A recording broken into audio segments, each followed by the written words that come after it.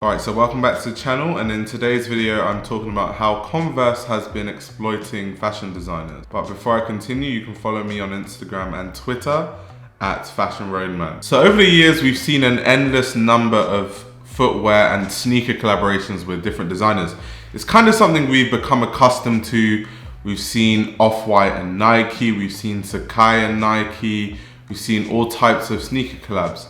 Now, in recent times, J.W Anderson is one of the designers that has had a lot of collaborations, especially with Converse, the sneakers that had the J.W Anderson text. He's had the toy pack that had a lot of different colors. He's had the glitter pack. He's had the one-star hike and many other iterations of different Converse models. Now, for some background on who J.W Anderson is, he's a British fashion designer, and he runs his brand, his namesake label, J.W Anderson, and he is also the creative director for Loewe.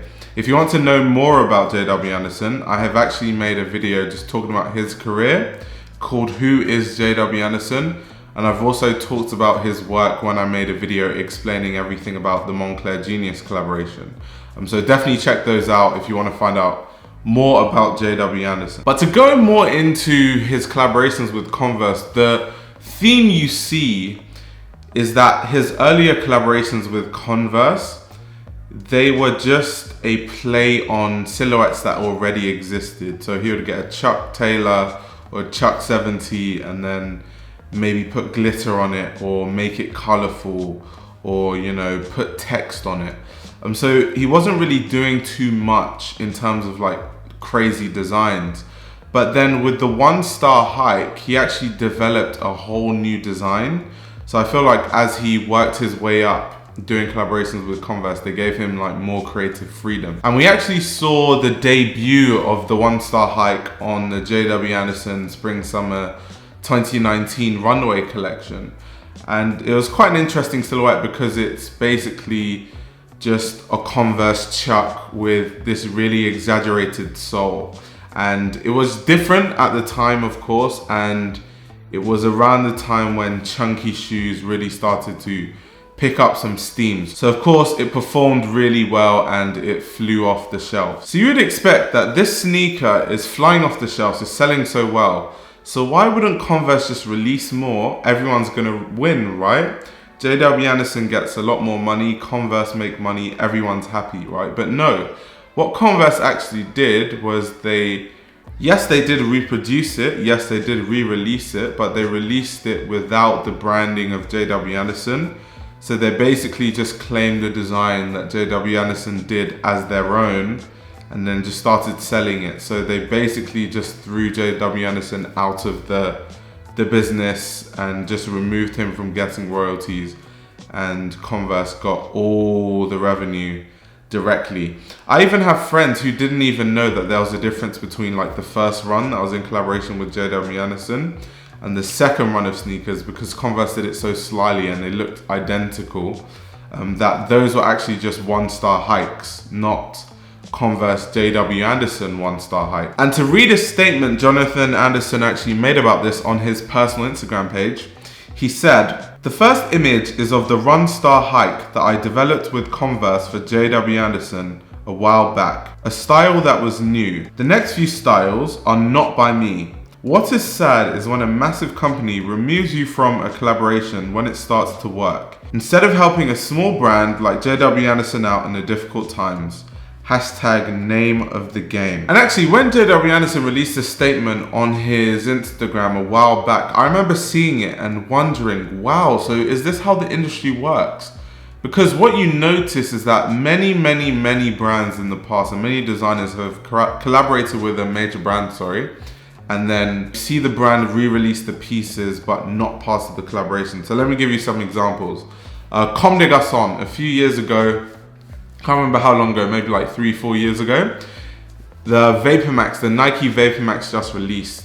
So Comme des Garcons, they collaborated with Nike and they made the laceless Vapor Max. So what Nike did was they saw that it flew off the shelves. Wow, these are doing so well financially. So they just removed the Comme des Garcons collaboration part of it and then just released it as a like general release Nike sneaker. Even more recently, A-Cold-Wall had a collaboration with Converse. And what we've seen is they've started to release the Converse shoes that were in collaboration with A-Cold-Wall as just Converse only sneakers. And I find the A-Cold-Wall sneakers, I'm not even sure if I can call them sneakers or boots. I find them really interesting. They're like a Chuck 70 with this really chunky rubber sole, and they look like hiking boots, which is a very interesting touch. And this actually debuted in the A-Cold-Wall Spring Summer 20 runway show. And I've actually reviewed this show. It was, a study on social architecture and different materials and different fabrics. If you guys want to learn more about that collection, I've made a video on that, so definitely check it out. But yeah, in general, it's a really, really interesting and unique design, and it's just so insane that Converse could just take the design as their own when really it was made in collaboration with another designer, and it's the designer that did all the creative work to even come up with the ideas in the first place.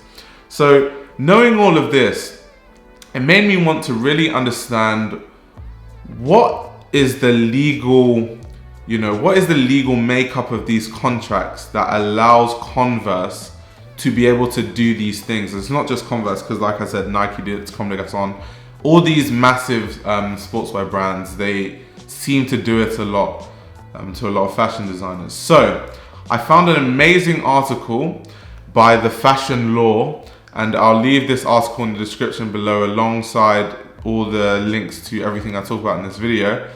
And they basically explained some of the legal parts of the contract that allowed Converse to take advantage of J.W Anderson the way they did. So this article basically opened talking about how Converse sued Steve Madden because they made a footwear design that was very, very, very identical to the Converse One Star Hike, which opened a lot of a can of worms, because people are wondering, well, Converse has sued someone for copying their design, but then this design that they claim is theirs, they basically just took it from this designer, screwed him over, and then used it to earn loads of money. But then what's even more interesting, and I have some quotes here that I want to read.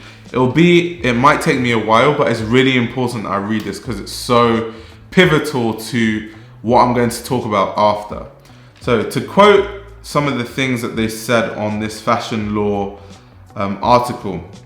So they said, Mr. Anderson is not a plaintiff in the Steve Madden suit, and in fact is not listed as an inventor of the relevant design patents, as in all likelihood, he signed away all his legal rights in the design of the shoe as part of his deal with Converse, as is common practice in connection with such collaborative deals.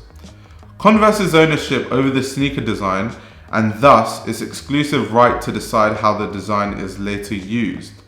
While Converse very well might be on the right side of the law in replicating the sneaker design without the J.W Anderson branding on it, and thereby removing the designer from any potential future revenue splitting and or large-scale marketing that would come with an extended run of the original collection or a revamp.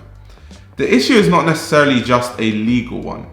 It is one that goes to the enduring relationship between big brands and their collaborators. And this just goes to show the harsh reality of business. At the end of the day, Converse is a business and they're going to do everything in their power to maximize profits. They don't really care about individuals, and people to these massive corporations are expendable. So to me as a creative, you have a responsibility to make sure that you know what you're getting yourself into. You read the fine print in these contracts and you get a lawyer, which is why I'm surprised that J.W Anderson, he sounded surprised that this happened to him, because coming from here in the Fashion Law, they're basically coming to the conclusion that he must have signed his rights away. And if that's the case, that's a bit strange, because J.W Anderson is rich. J.W Anderson is not like a struggling fashion design student in London. J.W Anderson has a multi-million-dollar business in his namesake brand, and he's a creative director for Loewe, which is one of the biggest brands right now. So if anyone has the means to get a really, really good lawyer that could make sure he wouldn't get screwed over and sign away his rights, it would be Jonathan Anderson, which is crazy that even someone that rich with that many resources could still get screwed over that way. I don't know, maybe I'm starting to feel like maybe his contract was one of those things where he signed the contract early and he was kind of just stuck in that contract to the point where now that he has the means to kind of fight it, it's kind of too late because he's already signed his rights away to that design, which is really sad. But yeah, comment down your thoughts below. I really want to get some discussion going in the comments. If anyone is like a fashion lawyer or you work in law or you're a law student, I'd really like your insight in the comment section below. And on that note, like the video if you liked it. Let me know what you think. Like I said earlier, if you want to support my channel financially, you can subscribe to my Patreon, link in the description below. And also, as you can see in the background, I sell tote bags as merch. So if you want to support the channel, you can also get those as well. And on that note, I'll be back with another video very soon.